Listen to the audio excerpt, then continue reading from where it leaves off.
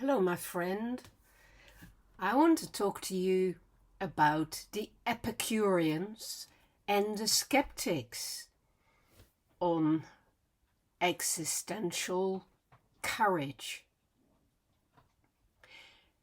Beyond Plato and Socrates, of course, and Aristotle, there are many other Hellenistic philosophers who thought about how to have a strong attitude towards life.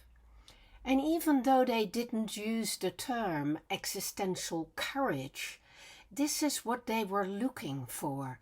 How can I compose myself in life to create a focal point for my existence that is strong and courageous? Now, the Epicureans weren't living in the same kind of times as Plato and Aristotle, so they weren't living in times of war and conquering other countries. They were living in a time of deep political instability and social anxiety, rather a lot like our own times.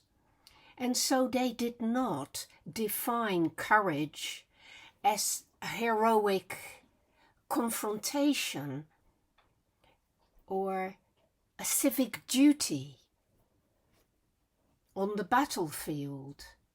No, they started to define this way of living as something that comes from an inward psychological process of building resilience.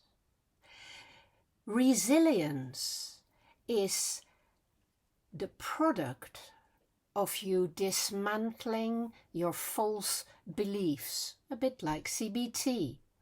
But it is also about mastering your anxiety, not getting rid of it, not undoing it, not suppressing it, but mastering it, using it, befriending it, as I like to call it. It is about claiming peace. They spoke even of absolute peace in Greek, ataraxia. And that is peace in an indifferent and unknowable universe, not in some kind of paradisiacal state. So let's look at what the Epicureans actually had to say about that. They were all about learning to face the void, the emptiness, and therefore also death. Epicurus lived from 341 to 270 BCE, and he was born on the Greek island Samos, later moved to Athens and founded the Garden School of Philosophy, something quite close to my heart, really. And he focused on this idea of how we can achieve tranquility, freedom from fear, and also aponia, which is the absence of physical pain. And he advocated an early form of atomism, and he taught that pleasure is the highest good.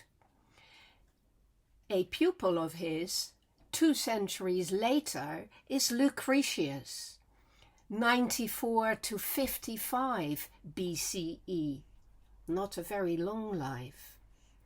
He was a Roman poet and philosopher, and he wrote a didactic poem called De Rerum Natura, on the nature of things.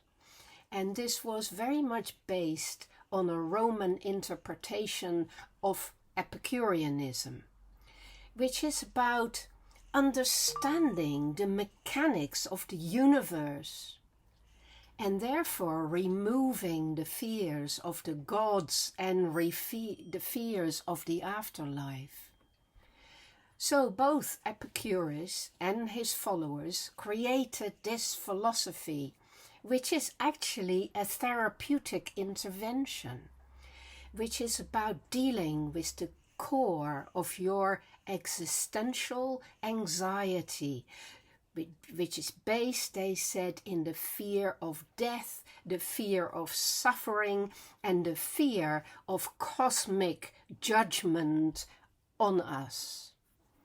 So how do you do it?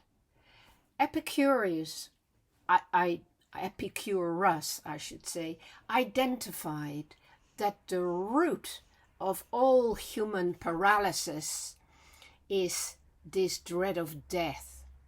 And so he offered a radical remedy, which is: death is nothing to us when we exist, death is not, and when death exists, we are not. So the idea is to find the tetrapharmakos, the four-part remedy, tetrapharmakos remedy. So that is what he was trying to achieve. 1. Don't fear God, because the gods are actually indifferent and they're not interested in us, and they therefore do not judge us. 2. Don't worry about death. If it is the way you imagine it, it's a total cessation of consciousness, so you won't experience it. There's nothing to be afraid of. 3. What is good is easy to get, as long as you take down your expectations and aim for meeting your basic physical and psychological needs, and nothing much more than that. 4. What is terrible is easy to endure, because you can transcend it mentally. It is all about simplifying existence. It is all about opting out of the rat race. No more pursuit of fame, of wealth, of political power. Those are all defenses against the fear of death, Epicurus said. True courage is choosing to live quietly, cultivate friendship, and find joy in the immediate present moment. I think Epicurus is often much misunderstood and has a lot to teach us. But let's take a look at what happens after that with the skeptics. The skeptics were into the courage to live with absolute uncertainty, because they believed, especially Pyrrho and Sextus Empiricus, that there is absolute uncertainty about life, and therefore if you aim for certainty, you're basically going to kick yourself. Now, the interesting thing about the skeptics is that they defined this courage, this existential strength, if you like, this determination to hold on to what is good.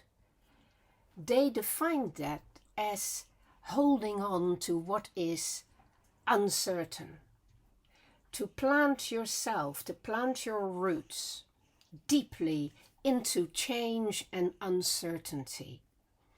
And you know what they used for that? The notion of the epoche. Any phenomenologists will recognize that, but I bet you didn't know that came to you from the skeptics. So the skeptics use epoche, which means the suspension of judgment, the deliberate suspension of judgment. So it takes courage to say, I do not know, And I do not need to know in order to live.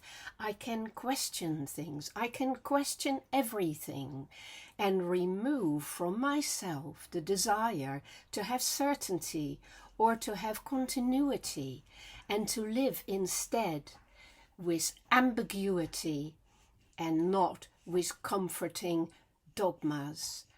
Now, they believe that this is how you get to ataraxia, this incredible calmness, this sense of being untroubled, this sense of restful acceptance of all that is, by letting go of the desperate need to find absolute truth or to be right. So the skeptics paradoxically find peace by giving up on peace. They find certainty by giving up on certainty, by saying everything is uncertain and that is my one certainty.